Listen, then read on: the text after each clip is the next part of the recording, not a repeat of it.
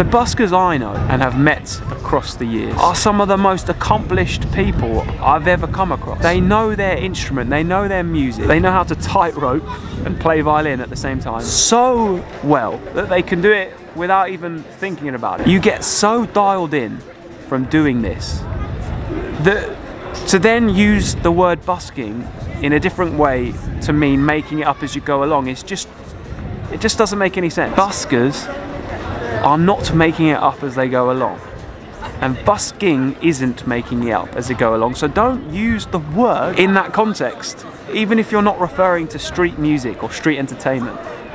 Stop using the word to mean making it up as you go along. It's incorrect. What's made you gay? What's made you gay? Yeah.